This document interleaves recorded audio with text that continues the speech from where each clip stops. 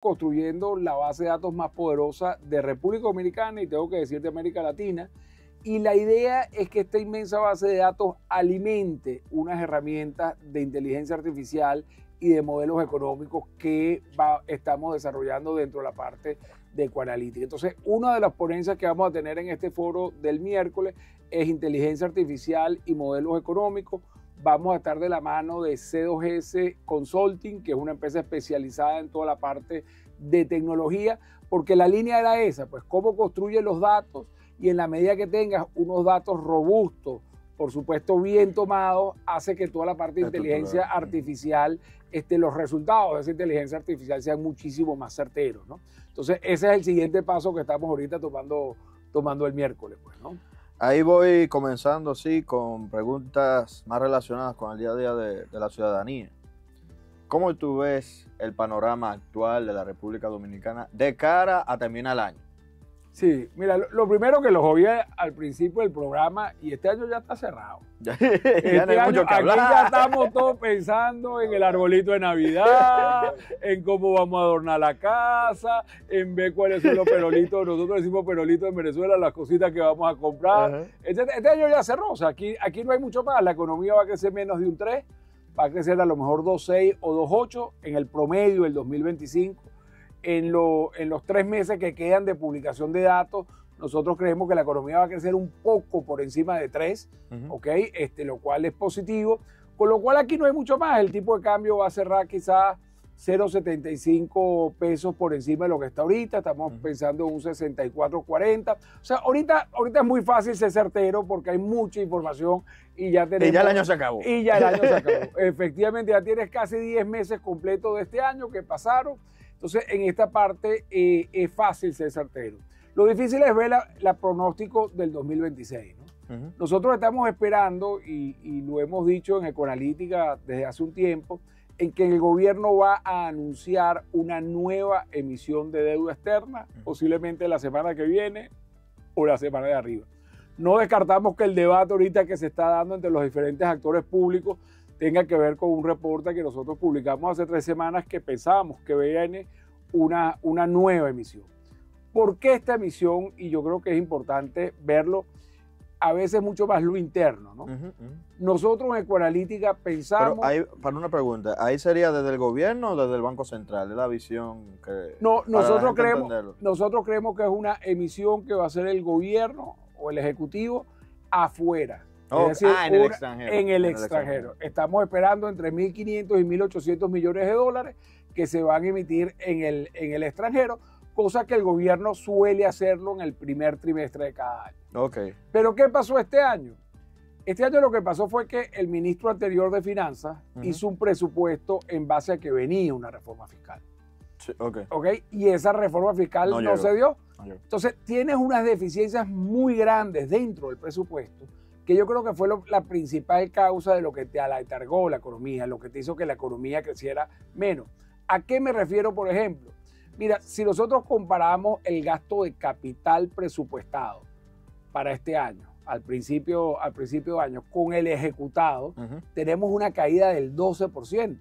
Es decir, se presupuestó 12% menos gasto de capital de lo que se había ejecutado en el 2024. Entonces, por supuesto, tuviste una caída muy fuerte en gasto de capital y, por supuesto, tuviste una desaceleración importante de muchos de los sectores que son clave para acompañar el crecimiento económico del país. No, y sobre todo entendiendo que el gasto en capital es uno de los principales motores para que se mantenga en crecimiento la economía. O sea, que también se pudiera ver que este impacto de una reducción o una desaceleración del crecimiento tuviera sentido. Efectivamente, y nosotros desde que nombraron al ingeniero Magín Díaz como ministro de Finanzas, hemos venido de la mano diciendo que la principal función de Magín, más que nuestros competidores que están diciendo que viene una reforma fiscal, es incrementar el gasto público, es incrementar el gasto de capital. Sobre todo de capital, sí. Ciertamente, cuando uno ve la reconducción presupuestaria, estás teniendo un 18% de incremento en el gasto de capital que se hizo en septiembre de cara al cierre de año, y por eso pensamos la única manera de poder financiar ese 18% de incremento en el gasto de capital es precisamente a través de una emisión. Aquí voy a su visión. Usted ya acaba de mencionar la estructura de Magín, una gran selección de ministros. Yo en verdad le auguro mucho bien. Y pregunto, ¿de verdad usted entiende que no se va a ver una reforma en los próximos años, en el próximo año, por ejemplo? Sí. Que hay, porque personalmente aquí también lo hemos especulado al respecto y nosotros tenemos la visión de que sí. Mira, yo creo que van a intentar hacerla. Yo creo que la intención de Magín, que como bien dijiste, excelente técnico y excelente persona, Sí. y esa combinación es bien importante, sobre todo cuando vamos a hablar de reforma fiscal, ¿no? Yo creo que esa combinación lo hace todavía más interesante, pero yo creo que venimos de 2 intentos de reforma fallida. El sector privado le ha ganado 2 veces al Ejecutivo ese tema de la reforma fiscal. Empezamos a ver, y no es difícil de ver, quiénes son los presidenciables por parte del partido de gobierno. Digo por parte de los partidos de gobierno, que serían los principales dolientes en el caso de una reforma fiscal. Entonces, yo creo que ya el ciclo político, yo creo que ya el ciclo político pasó. Yo no descartaría, pues tampoco hay que ser tan tajante muchas veces, yo no descartaría que Magín, que el ministro de Finanzas, mi amigo Magín Díaz, logre alguna medida desde el punto de vista fiscal. No lo espero, pero tampoco es que lo puedo descartar a ciencia cierta. Sin embargo, van a hacer cosas muy puntuales porque ya en esta fase del ciclo político, donde ya estamos, o donde ya la sociedad dominicana se está empezando a volcar a quién va a ser el sucesor de Luis Abinader. No dejan descansar no dejan bueno, descansar. A que al día siguiente empiezan a pegar anuncios, sí, efectivamente, sí, ¿no? Pero entonces yo ahí lo veo poco probable. Pues, ¿no? La verdad que tengo, y sí creo que el gobierno de alguna manera está buscando una política fiscal anticíclica, está buscando una expansión fiscal que apuntale el crecimiento. Por el otro lado, el Banco Central ha logrado por fin bajar las tasas de interés de mercado. Eso es muy reciente, viene bajando la tasa de política monetaria hace mucho tiempo, pero la verdad que las tasas de mercado ahora, desde septiembre, es que vienen reduciéndose. Entonces, esa combinación de mejores tasas de interés y de expansión fiscal justo en este momento se te van a traducir en un muy buen año de crecimiento económico de cara al 2026. Y creo que eso es lo importante a comentar. Estamos hablando con Alejandro Grisanti, founder y CEO de Ecoanalítica.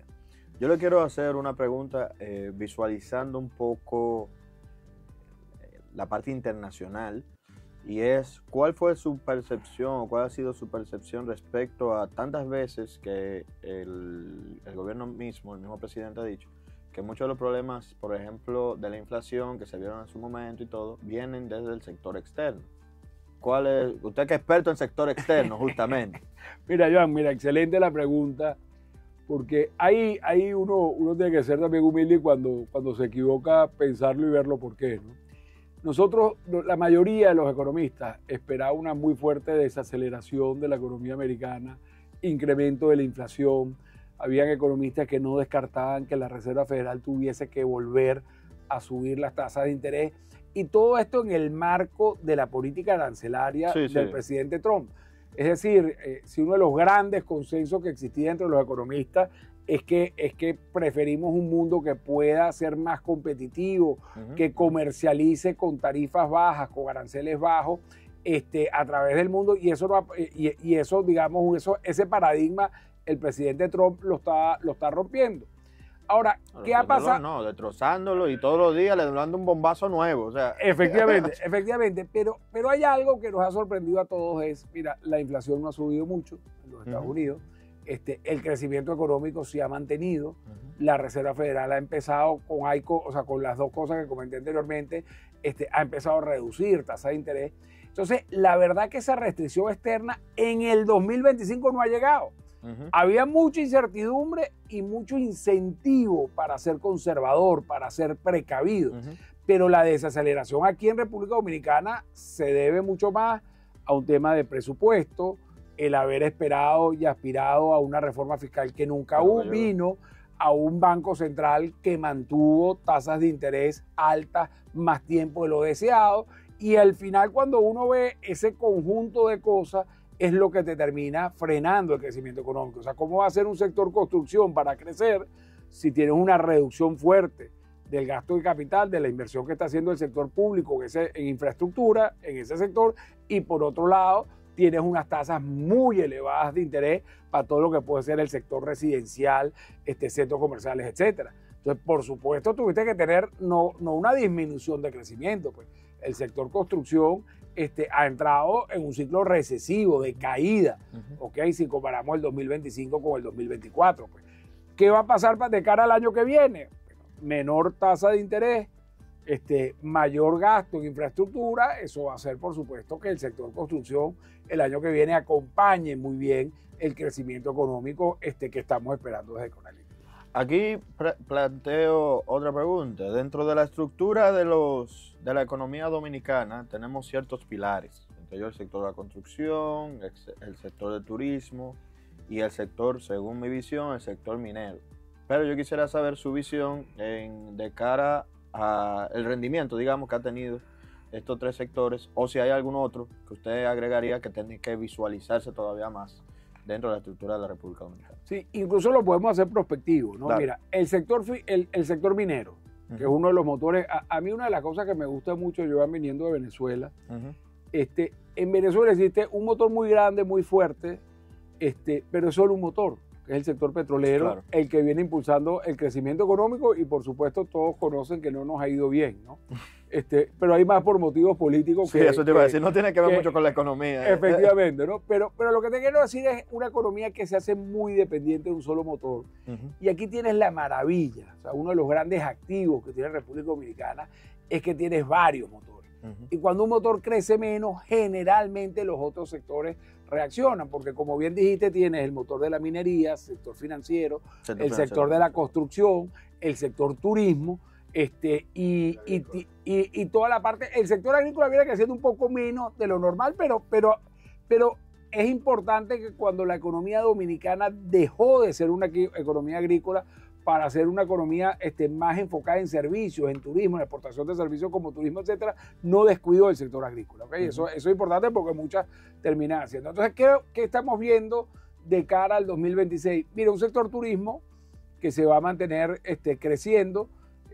Hoy por hoy, cuando llegas ya a 12, a 13 millones de turistas, hay que ver que incrementar el 8%, estamos hablando casi que 1 millón de turistas más al año. Entonces, es un sector que debería de alguna manera crecer menos, pero va a crecer por encima de su potencial el año que viene. El sector minería arrancó más o menos en mayo. Sí, porque ¿okay? No, sí, es verdad. En mayo empezó ya con todas mucha como fuerza. Que entraron en reparación al mismo tiempo, mantenimiento. Mira, tuvieron 3 años con problemas en concesiones, en alguna mina que cerró y tuvieron que pasarlo. Entonces tuvieron 3 años con cifras muy negativas, pero acordémonos que el precio del oro está en las nubes, sí, que aquí hay buenas minas de oro, y yo pensaría que ambas cosas es uno de los factores internacionales también que va a acompañar los buenos augurios de cara al 2026. Entonces vamos a tener un sector minero. Yo creo que la punta de crecimiento económico del año que viene va a ser el sector minero. Yo creo que va a venir seguido de construcción, de nuevo, por lo que comenté, mayor gasto de infraestructura, Magín siendo mucho más eficiente en desembolso. Aquí hay un llamado a los ministros de gasto de que van a tener que acelerar obras y van a tener que supervisar la aceleración de esas obras, ¿okay? Es importante, pero yo creo que el sector construcción también va a estar en un buen año el año que viene. Yo creo que el sector financiero ha venido creciendo también. Eso crece solo ahora mismo. Efectivamente, y es que hay tierra muy fértil aquí en República Dominicana hoy para el sector financiero. Yo te diría que esos son los principales 3 sectores que vienen de punta en la parte de crecimiento económico de cara al 2026. Excelente. Ahora, de cara a lo internacional, vamos a entrar un poco a ese tema internacional. ¿Cómo usted más o menos ve? Ya habló un poco de la situación de Estados Unidos, de que se esperaba algo un poco distinto. Por lo menos este año no se ve ese gran choque, ¿verdad? Que usted estaba mencionando. Pero yo creo que hay un consenso también implícito, que es uno de los pocos consensos, yo creo, históricos en la economía, que es que nadie sabía de ciencia cierta qué iba a pasar. O sea, yo creo que todo economista dijo, mire, cuando el gobernador del Banco Central de los Estados Unidos dice que ni él sabe qué va a pasar con la economía, o sea, aquí podemos llegar a todo el consenso de que nadie sabe a dónde vamos a caminar. Y justamente uno hizo sus teorías y al final la teoría, por lo menos este año, da su realidad, ¿verdad? Estamos con una economía que tasa de Estados Unidos, como usted menciona, baja, se mueve, pero la geopolítica también se movió mucho.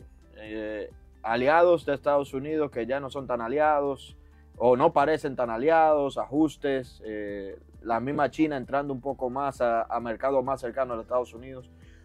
Mucho contenido. Sí, ¿Qué podemos ver? ¿Qué nos llama la atención? Mira, factores positivos, negativos, ¿no? En la parte positiva, para acá siempre por lo bueno. Mira, precio del oro en niveles muy competitivos en la parte de producción y República Dominicana es un gran productor de esta materia prima de oro, entonces creo que ahí va a ir bien. Nosotros vemos menores precios de energía, sobre todo de petróleo. Entonces, de alguna manera eso también va a impactar positivamente en el menor gasto de dólares de parte de República Dominicana. Entonces, por la parte del precio de los commodities, de la materia prima, nosotros lo vemos positivo el año que viene.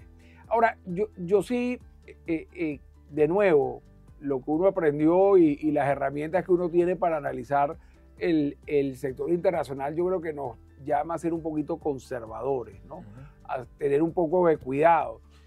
Hoy por hoy, Estados Unidos está rompiendo récord en toda la parte de mercados internacionales. La bolsa de valores está en sus máximos históricos. Sí. La parte de aranceles efectivamente no se ha transferido su efecto negativo sobre la economía, porque hasta ahora las grandes empresas han asumido ese costo y lo han metido como mayor costo de producción y no lo han traspasado a los consumidores. Eso siempre se va a mantener así, uno al final no sabe. Entonces, yo sí creo que de cara a inversiones internacionales, yo creo que de cara a ver esa gran economía americana, yo prefiero ser conservadores, ¿no? Y eso nos hace el mismo llamado de reflexión, si tenemos las materias primas a favor, a que nosotros aquí en República Dominicana tenemos que hacer lo que tenemos que hacer para crecer. Entonces yo sí creo y acompaño la idea de que hay que hacer política fiscal anticíclica, que es necesario reactivar esas obras de infraestructura que han estado un poquito aletargadas este año. Yo sí creo, porque sobre todo esas obras de infraestructura que terminan llamando crecimiento. Claro. Porque usted cuando mejora la autopista del Ámbar, cuando termina el metro, efectivamente, cuando la gente puede llegar más fácil a los lugares para ser productivo, no dura 2 horas en un tapón.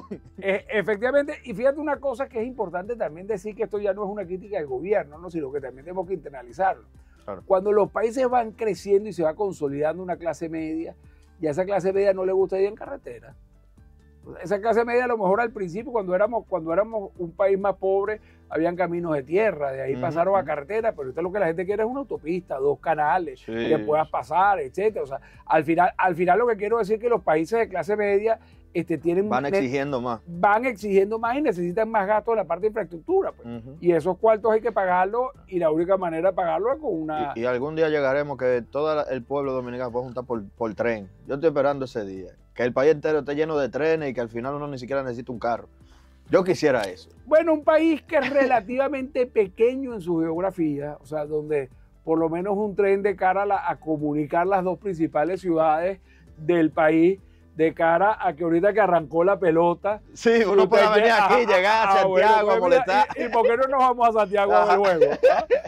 Y nos vamos a ver pelota. Yo creo que ese es el tipo de cosas que se pueden, porque la distancia, digamos, lo permitiría. Un tren podría llegar, uno de los trenes rápidos podría llegar en 1 hora a Santiago, y ese tipo de cosas, hasta menos, efectivamente. Pero y ese tipo de cosas se valoran mucho en la parte de infraestructura, pues, ¿no? Que tengas esa posibilidad de movilidad, pues, ¿no? No, y ahí que usted lo menciona, no solamente eso, sino imagínese, aquí que tenemos una densidad poblacional en la capital muy, muy grande, si usted llega en media hora, 1 hora, desde Santiago aquí, yo sé que hay gente que viviría en Santiago, aunque trabajaran aquí.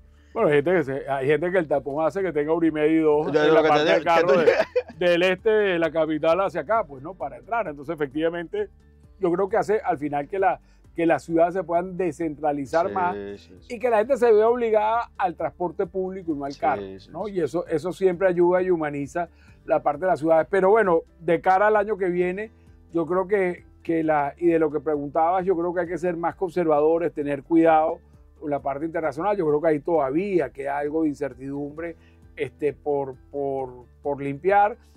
Sin embargo, lo que más te afectaría ahí, o sea, yo creo que son 3 variables al final que influyen más en la parte internacional hacia República Dominicana. El precio del oro, que ya lo comenté, el precio del petróleo y el crecimiento económico de Estados Unidos. Pues.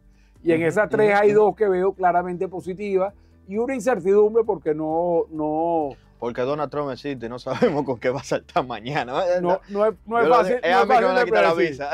No es fácil de predecir. Ese no entra por más inteligencia artificial o no, ese no entra en los modelos rompió todos los económicos de la paradigmas. Efectivamente, Sí. efectivamente. Ahí no hay modelo económico que valga. Ahí No no hay aguanta nada, esos no hay predicción. choques. Alejandro Grisanti, founder y CEO de Ecoanalítica. Estamos hablando con Alejandro Grisanti, founder y CEO de Ecoanalítica. Alejandro, hemos visto un poco bien a profundidad lo que estaríamos esperando de la República Dominicana, un poco de visión hacia el año que viene, cómo también estamos viendo los factores de algunos commodities que son importantes para la República Dominicana y también el crecimiento futuro de los Estados Unidos. Yo quisiera que en esta etapa ahora hablemos un poco justamente del evento que ustedes están preparando. Vamos a volverlo a presentar para que la gente lo tenga otra vez en la mente y profundizar un poco de los temas que se van a estar buscando ver, quiénes serían los invitados en estos foros, en esta etapa de este evento.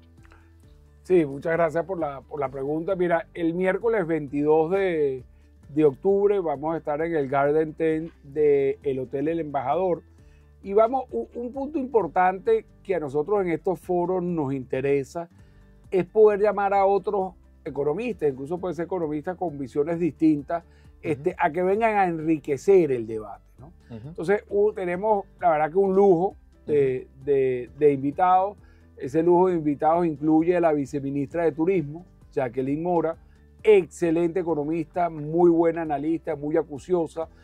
Nos va a hablar un poco de la visión de futuro del sector de turismo, que viene haciendo un poco, digamos, ese sector, cuáles son las proyecciones y cómo van a acompañar ellos el crecimiento económico. Otro que veníamos, fíjense que estamos hablando de motores de crecimiento, sí. Ahí está turismo. El otro que viene también a hablar en el foro es Bernardo Fuentes. Bernardo Fuentes, para los que no lo conocen, es vicepresidente de Estudios Económicos del Banco VHD. El sector financiero representado. Bueno, él siempre dice, y es justo comentarlo, de que él va a dar unas opiniones a nivel personal de lo que él ve y no, por supuesto, en representación de la institución.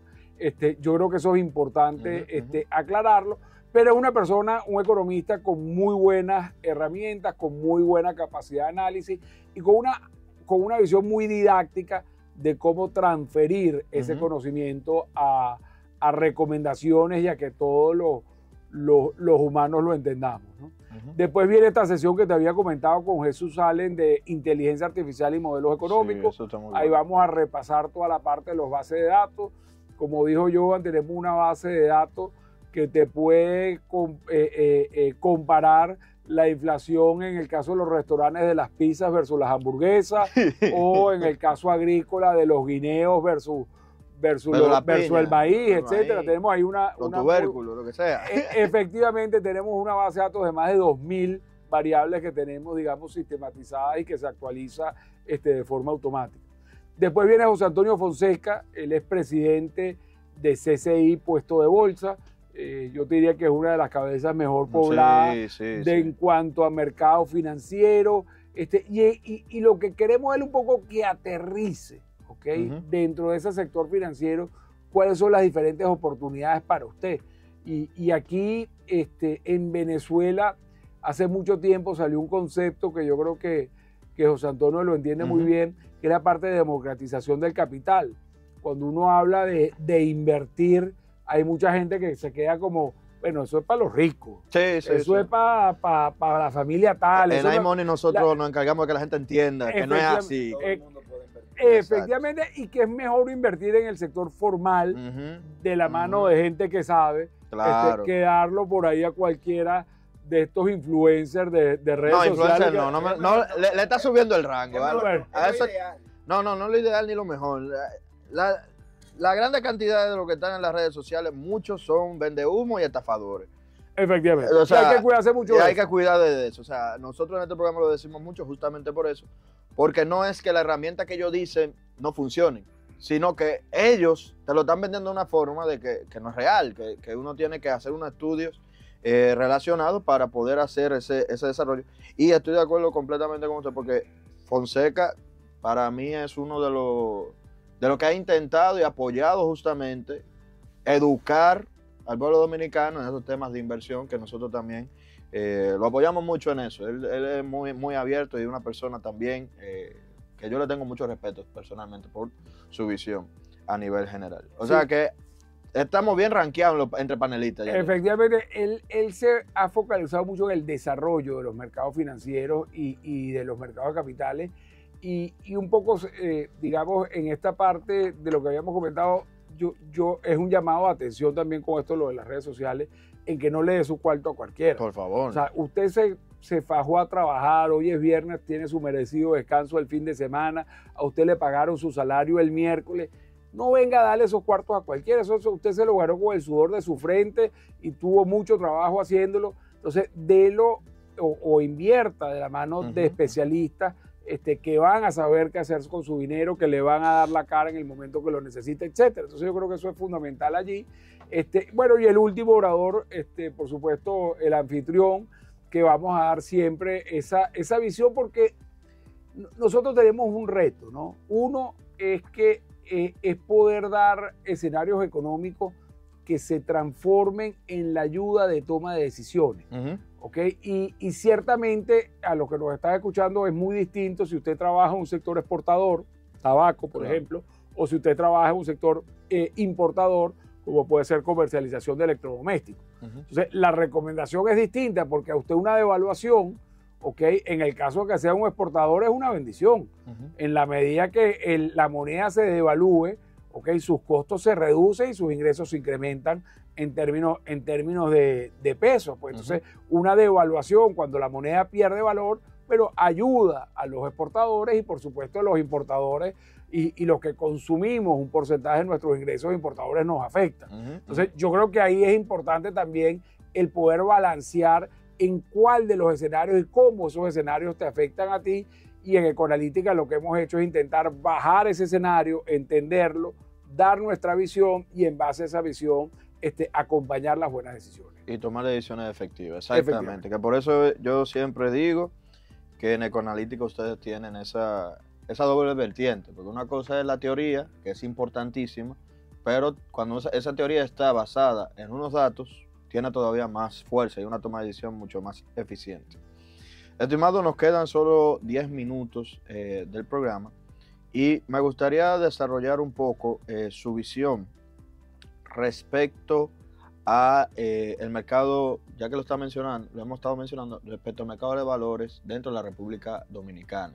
Es un mercado que ha ido evolucionando de manera interesante, pero quisiera ver su visión de cara tal vez a fines de este año, el año que viene también, a nivel general, y como parte que entiendo yo es parte de los motores que ha tenido dentro el sector financiero para ir creciendo.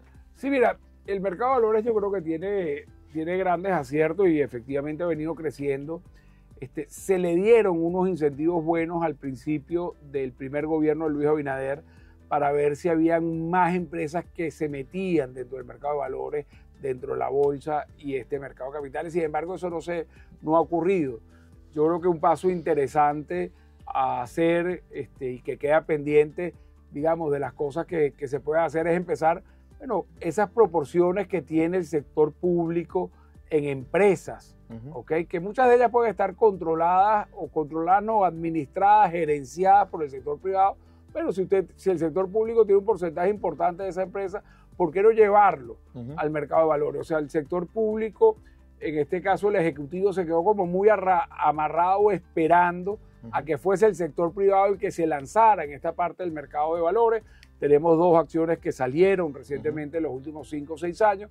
Yo creo que se puede hacer más, y creo que se puede hacer más en la parte de incentivo, de romper quizás ese temor, esa incertidumbre que le da en República Dominicana hacia listar una empresa en bolsa y hacia mudarnos de activos de renta fija. Un activo de renta fija es un bono del Estado. Usted sabe que ese bono del Estado rinde 11, 12, 7%, y entonces sabe cuánto va a recibir, digamos, cada semestre en la parte de rendimiento, a unos instrumentos de renta variable, que son acciones.